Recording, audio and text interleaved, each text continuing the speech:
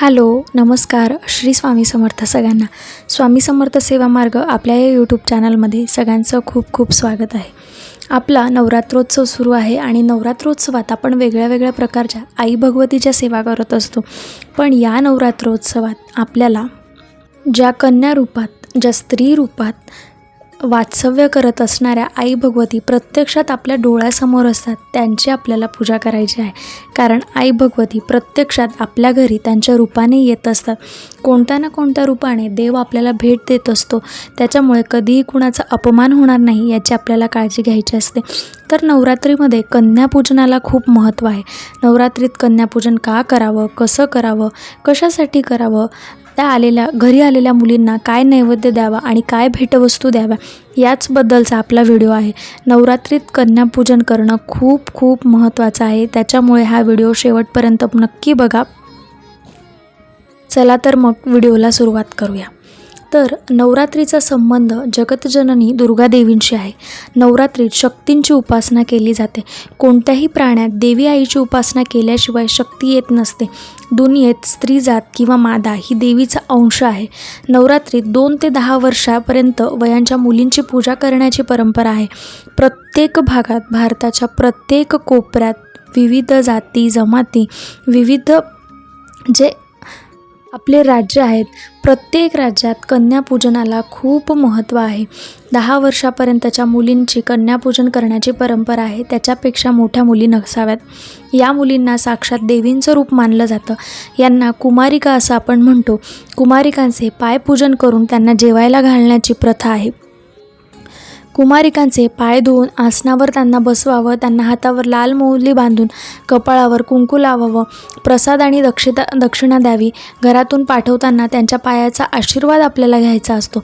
चला तर मग आता आपण बघूया वयाच्या कितव्या वर्षी कुमारिका ही देवीच्या कोणत्या रूपात असते आणि त्यांचे पूजन केल्याने आपल्याला काय पुण्यफळ मिळते. तर आता 2 वर्षांची कुमारिका ही कन्या रूपात ओळखली जाते. हिचे पूजन केल्याने दारिद्र्य दूर होते. 3 वर्षांची कन्या त्रिमूर्ती रूपात असते. 3 वर्षाच्या कन्याचे पूजन केल्याने सुख समृद्धी नांदते. 4 वर्षांची कन्या कल्याणी असते. कल्याणीचे पूजन केल्याने घरात कल्याण होतं. त्याचबरोबर 5 वर्षाची कन्या ह्या रोहिणी रूपात असतात, जी आपल्याला रोगमुक्त ठेवते. त्याचबरोबर 6 वर्षाची कन्या ही कालिका रूपात असते. यांचे पूजन केल्याने आपल्याला राजयोगाची प्राप्ती होते. त्याचबरोबर 7 वर्षाची कन्या ह्या चंडिका रूपात असतात. ह्या आपल्याला ऐश्वर्य प्रदान करून जातात. 8 वर्षांची कन्या शांभवती रूपात असतात. यांचं पूजन केल्याने आपल्याला विजय प्राप्त होतो. 9 वर्षांची कन्या दुर्गादेवीचं रूप असतं. ह्या शत्रूंचा विनाश करतात. आणि 10 वर्षाच्या कन्या या सुभद्र रूपात असतात. सुभद्रा आपल्या आई भक्तांच्या सर्व इच्छा पूर्ण करतात. त्याच्यामुळे आपण 2 ते 10 वर्षांच्या मुलींचंच कन्यापूजन करत असतो. तर प्रत्येक वयोवर्षप्रमाणे देवीचं कुठलं रूप आहे आणि ते आपल्याला काय आशीर्वाद देतात ते आता आपण जाणून घेतलं. आता आपण बघूया कन्यापूजनाचा विधी आपल्याला कसा करायचा आहे. तर जेव्हा आपण कुमारिकांना बोलावतो घरी, तर शक्यतो 9 कुमारिका आपल्याला जेवायला बोलवायच्या असतात. कुमारिका ह्या 9 असाव्या. जर तुम्हाला तुमच्या भागात 9 कन्या मिळत नसतील तर तुम्ही एका कन्याचा आदर सत्कार केला तरीही चालेल. पण शक्यतो 9 असल्या तर अतिउत्तम. एकापेक्षा 2, 3 जितक्या मिळाल्या तितक्या ठीक, पण 9 असल्या तर चालतं. 9 पेक्षा अधिक असल्या तरीही चालेल, पण किमान एका कन्येचा तरी तुम्ही आदर सत्कार करावा. आणि सगळ्यात महत्त्वाचं म्हणजे कन्या ही 10 वर्ष किंवा 10 वर्षापेक्षा लहानच असावी. त्यांच्यापेक्षा मोठ्या कन्यांचं पूजन केलं जात नाही. आता आपण बघूया कन्यापूजन कसं करायचं.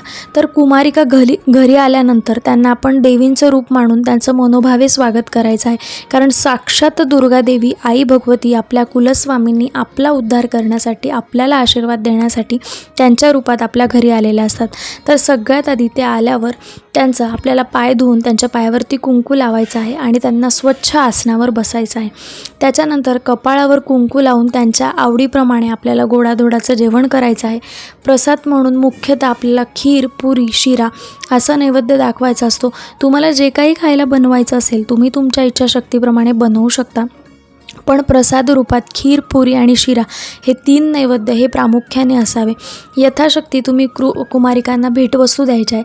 काय भेटवस्तू द्यायच्या आहेत ते आपण व्हिडिओच्या शेवटी बघणार आहोत.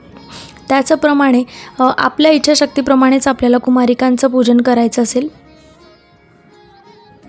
तुम्हाला 9 कुमारिकांचं पूजन करण्याचं शक्य होत नसेल तर जसं मी तुम्हाला सांगितलं, एका कुमारिकेचं पूजन केलं तरीही तुम्हाला फळप्राप्ती होईल. त्याचबरोबर 1 कुमारिकांचं पूजन केल्याने तुम्हाला ऐश्वर्य प्राप्ती होते. 2 कुमारिकांचं पूजन केल्याने तुम्हाला मोक्ष प्राप्ती होते. 3 कुमारिकांचं पूजन केल्याने अर्थ, धर्म आणि कामप्राप्ती होते. राज्यप्राप्तीसाठी 4 कुमारिकांची पूजा केली जाते. विद्याप्राप्तींसाठी 5 तर षष्ठकर्मीसाठी 6 कुमारिकांची पूजा केली जाते. 7 कुमारिकांचं पूजन केल्याने आपल्याला राज्यप्राप्ती, संपत्ती प्राप्ती आणि 8 कुमारिकांचं पूजन करतात. 9 कुमारिकांचं पूजन केल्याने आपल्याला पृथ्वीचं राज्य मिळतं. म्हणून कन्यापूजनात जास्तीत जास्त आपण जितक्या कन्यांचं पूजन करू शकतो तितकं अतिउत्तम. अजून महत्त्वाचं, कन्यापूजनात भैरव म्हणून एका मुलाला अर्थात मुंज झालेल्या मुलाला सुद्धा बोलवायचं असतं आपल्याला. तर अशी साध्या पद्धतीने आपल्याला पूजा करायची असते. आता आपण बघूया कुमारिकांना काय भेटवस्तू द्यायच्या. तर नवरात्रीत महाअष्टमी आणि नवमीच्या दिवशीच आपण कन्यापूजन करत असतो. तुम्ही तुमच्या भागाप्रमाणे करा, पण शक्यतो अष्टमी किंवा नवमीच्या दिवशीच आपल्याला कन्यापूजन करायचं आहे. तर अन्नदान करून दुर्गामाता प्रसन्न होत असतात आणि नवरात्रीत देवी लहान मुलींच्या रूपाने आपल्या घरी येत असतात. त्याच्यामुळे त्यांना 5 गोष्टी भेट म्हणून दिल्या जातात. त्याच्याने देवी प्रसन्न होते. तर आपण जाणून घेऊया की त्या 5 गोष्टी काय आहेत. तर सगळ्यात महत्त्वाचं म्हणजे लाल कापड. कन्यापूजनाबरोबर आपण त्यांना लाल रंगाचे कपडे भेट म्हणून देत असतो. देवी मातेला लाल वस्त्र खूप आवडतात. जर तुम्ही लाल कपडे देऊ शकत नसाल तर प्रत्येक मुलीला कमीत कमी लाल रंगाची ओढणी तरी द्यावी. यामुळे मातेचा आशीर्वाद आपल्याला प्राप्त होतो. दुसरी गोष्ट, फळं. कन्याभोजनादरम्यान 1 फळ आपल्याला त्यांना नक्की द्यायचं आहे. ते फळ कुठलंही असू शकतं. असं म्हणतात, फळं दान केल्याने तुमच्या चांगल्या कर्माची फळं आणि अनेक पटीने वाढत जातात. केळी आणि नारळ हे सर्वात शुभ फळ मानलं जातं. केळी भगवान विष्णूंना प्रिय आहे, तर नारळ मातेला प्रिय आहे. त्यामुळे या दोघांचेही दान कन्याला भेटवस्तू म्हणून नक्की द्यावं. त्याच्यानंतर दुसरी महत्त्वाची गोष्ट मी तुम्हाला आधीही सांगितली, मुलींना खीर रूपात आपल्याला दान द्यायचं असतं. खीर प्रसादाच्या रूपात दिल्यामुळे देवी मातेला भोग अर्पण केल्यामुळे जेवणात आपल्या घरात गोडवा वाढतो. शक्यतो खीर ही रव्याची, तांदळाची किंवा पिठाची असावी. यामुळे आपला गुरुग्रह मजबूत होतो. त्याच्यानंतर आपण त्यांना त्यांच्या आवडीचं साहित्य देत असतो. आता आपण मेकअपचं साहित्य देत असतो. तर त्यांना जे काही अलंकार आवडत असतील तर ते तुम्ही तुमच्या इच्छाशक्तीप्रमाणे द्या. जेवणाला जितकं महत्त्व आहे तितकंच शृंगारदानालाही महत्त्व आहे. शृंगारदान म्हणजे लहान मुलींना कामी येतील असे छोटे छोटे अलंकार किंवा भेटवस्तू तुम्ही शृंगारदानामध्ये त्यांना देऊ शकता. त्यानंतर अक्षदा. तर परंपरेनुसार जेव्हा मुली घरातून निघतात तेव्हा त्यांना तांदूळ दिला जातो. त्याचप्रमाणे कन्याभोजनानंतर निरोप देताना प्रत्येक मुलींना तांदूळ द्यावा. अक्षदांसोबत जिरेसुद्धा द्या. नवरात्रीच्या काळात घरातील मुलींना दुखवू नका. कोणत्याही महिलेचा अपमान आपल्याकडून होणार नाही याची आपल्याला विशेष काळजी घ्यायची आहे. त्यानंतर शेवटची आणि सगळ्यात महत्त्वाची गोष्ट, नवरात्रीच्या काळात मुलींना निरोप देताना त्यांची दक्षिणा स्वरूपात सुद्धा आपल्याला काही रक्कम द्यायची असते. रक्कम ही आपल्या इच्छाशक्तीप्रमाणे असावी.